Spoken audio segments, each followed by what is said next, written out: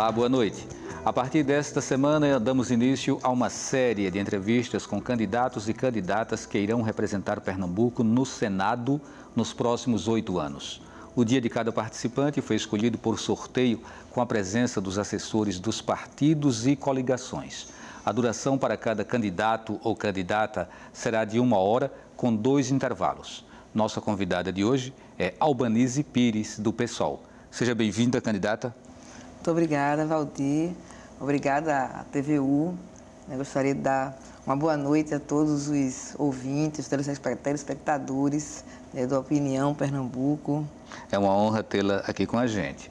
Bem, nosso roteiro inclui perguntas sobre a vida pública e carreira política da candidata, bem como sobre suas propostas e posicionamento em relação às questões de Pernambuco e do Brasil.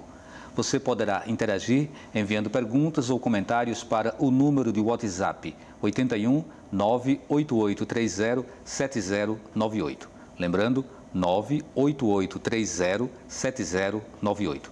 Lembramos que é fundamental que se identifique no início de cada pergunta com nome e a localidade onde reside.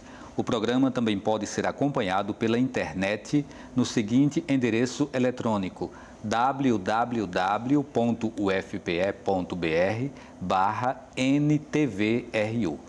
Antes de começarmos as perguntas, vamos ver o perfil da candidata Albanise Pires. Albanise Pires Ferreira de Azevedo tem 51 anos de idade.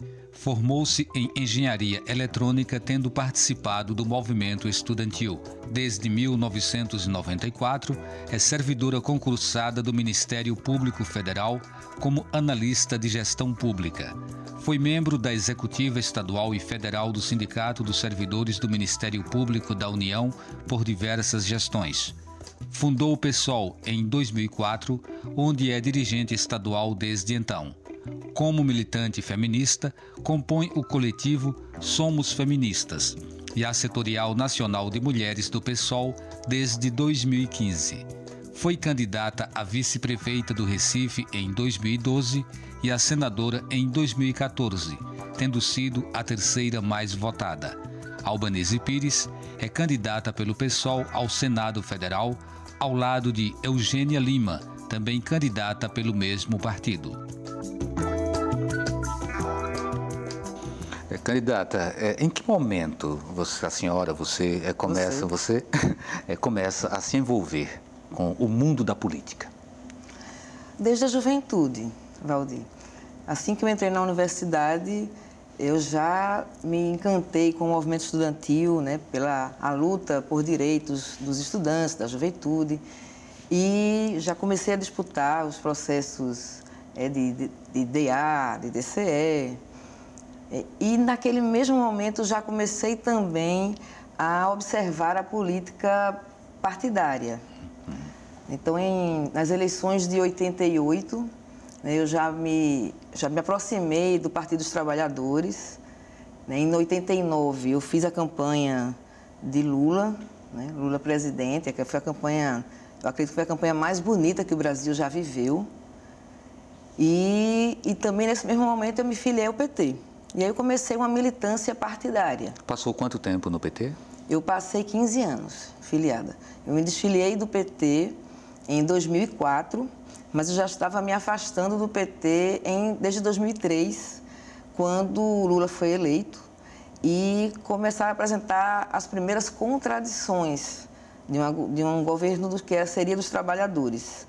Então, colocar Henrique Meirelles na presidência do Banco Central, que é um representante dos banqueiros, apresentar aquela proposta de reforma da Previdência, que era uma extensão, uma continuação da reforma da Previdência Geral, sendo ampliada para os servidores públicos, e eu, inclusive, como servidora pública sindicalizada, era muita contradição. Então, participei de todos os movimentos que foram realizados contra a reforma da Previdência, participei da grande marcha em Brasília contra essa reforma e acabei começando a fazer um diálogo com outros setores da esquerda pernambucana para organizar um movimento para o novo partido.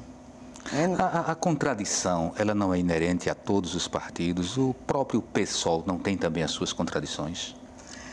Veja, a contradição, ela não deveria ser inerente aos partidos. Eu acho que nós podemos ter táticas diferenciadas, alguns pontos de vista diferenciados. Inclusive, fiz parte do PT e faço parte do PSOL, que são dois partidos que não têm centralismo democrático, né, que eu chamo, inclusive, de centralismo antidemocrático, que é uma decisão que vem de cúpula.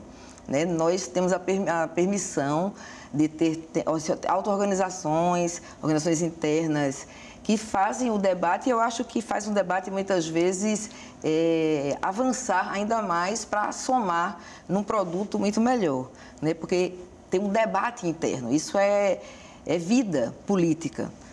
Então, eu não acho que seja contradição. Contradição é quando você tem questões opostas colocadas. Então, veja, nós que sempre defendemos a democratização das riquezas, nós que sempre defendemos a autonomia dos trabalhadores, no governo de trabalhadores, colocar um banqueiro, que é o nosso inimigo central, porque é quem reúne todas as riquezas do país para uma pequena elite, obviamente, é uma contradição indigesta.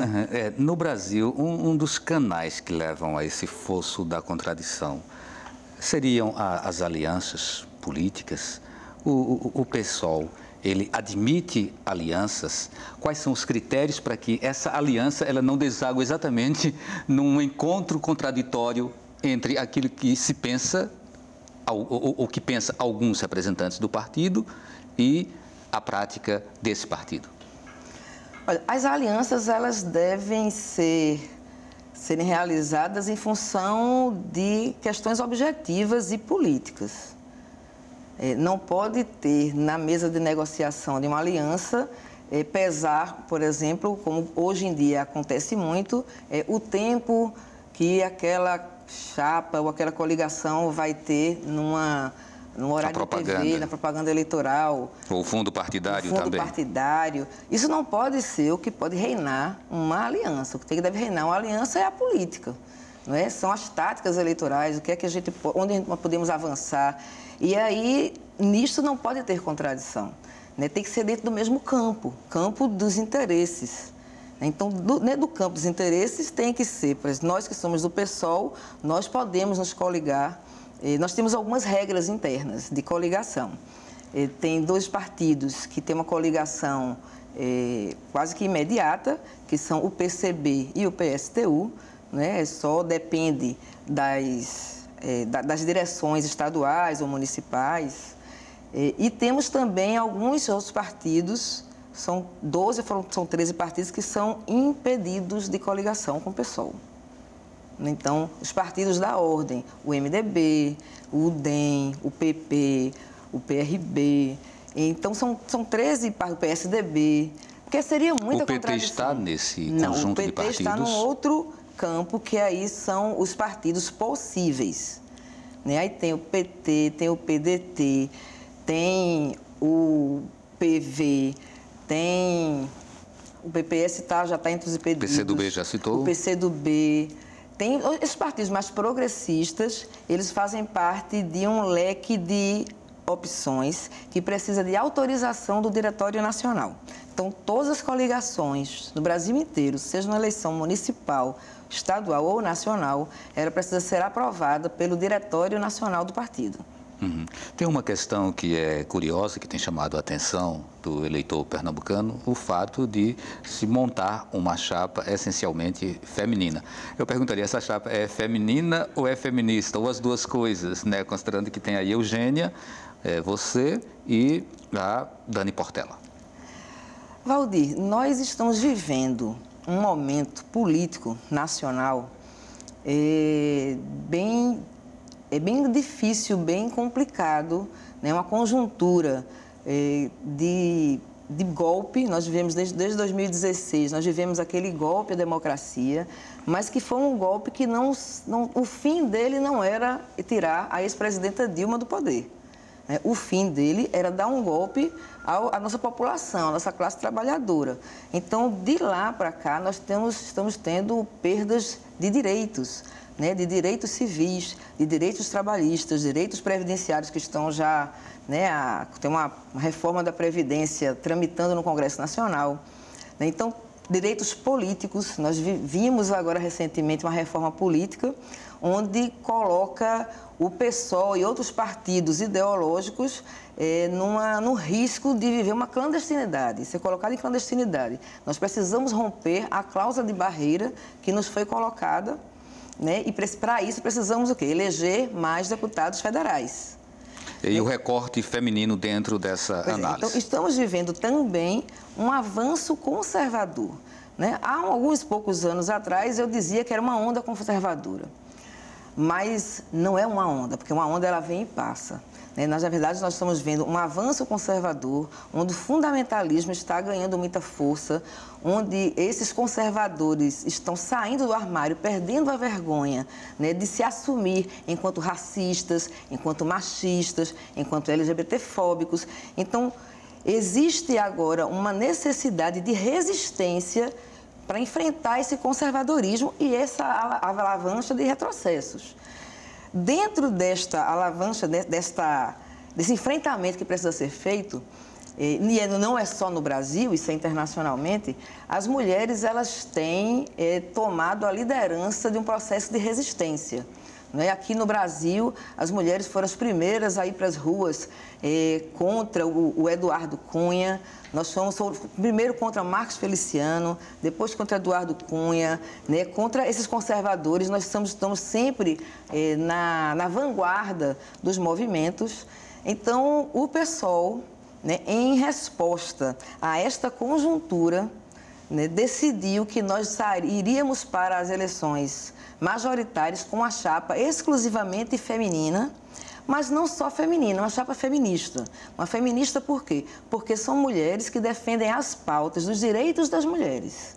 Não basta sermos uma mulher, mas se chegarmos nesses espaços de poder e nós darmos continuidade a um processo de retirada de direitos das mulheres. Houve resistência dentro do próprio partido ou esse tipo de percepção é completamente abolido? As pessoas que fazem parte do PSOL são as pessoas que fazem parte da nossa sociedade. Nós vivemos numa cultura... Então, é possível ter resistência dentro do próprio partido? O machismo, ele é cultural no nosso país. O machismo, o racismo, então ele está na base da pirâmide da nossa sociedade. Então, é natural que isso não tenha sido uma deliberação, uma decisão tão fácil assim. Foi feito um debate, um longo debate. Até porque nós tínhamos as candidaturas colocadas. Tanto é que a reunião do diretório que decidiu isso acabou mais de meia-noite. Mas houve um processo de convencimento. Por quê? Porque aí os nossos companheiros que fazem parte de um partido de esquerda, um partido progressista, têm uma sensibilidade maior a esse tipo de discussão que nós fazemos e reconheceram a importância dessa chapa feminista. Isso foi possível também em outros estados ou é exclusivo de Pernambuco, uma chapa totalmente representada por mulheres? A nossa chapa de Pernambuco, ela é pioneira no país. Ela é pioneira, não é só no PSOL. Essa é na história do Brasil, a primeira vez que nós temos uma chapa exclusivamente feminina e feminista disputando as eleições majoritárias com 4 cargos. Nós estamos fazendo história com esta nossa chapa. E queremos fazer muito mais história.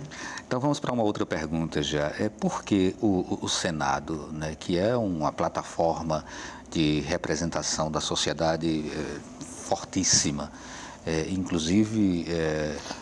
espaços altamente disputados, são 49 senadores. Não são, sim, que serão reeleitos, né? 49 senadores é a quantidade que o Senado comporta, né, atualmente, pelo menos atualmente. Não, né? Hoje em dia comporta 81. A questão é que o mandato do Senado são de 8 anos. Então, em uma eleição, nós renovamos 2 terços, na outra 1 terço. Sim, exatamente.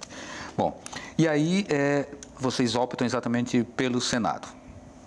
Assim, tinha que montar essa chapa majoritária, claro, mas aí o grau de dificuldade aumenta. Mas é importante estar no Senado, né?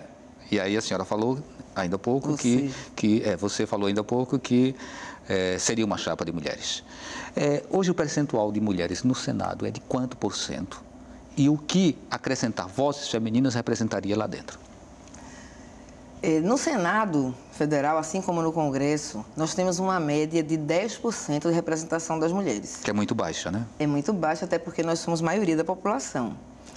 No Brasil, nós somos 52% e em Pernambuco, nós somos quase 54%. Mesmo assim, Pernambuco nunca elegeu uma senadora em nenhuma das eleições, assim como também nunca foi governado por uma governadora. Então, veja que nós vivemos no Nordeste do país, onde o machismo, o patriarcado, ele funciona de forma muito arraigada, especialmente na política. Na política, nós vemos que existe uma tradição muito grande, inclusive dentro das famílias. Nós temos vários parlamentares que colocam seus filhos, seus netos, vão assumindo a política, e na sua grande maioria são os homens. E por que é que nós queremos chegar no Senado?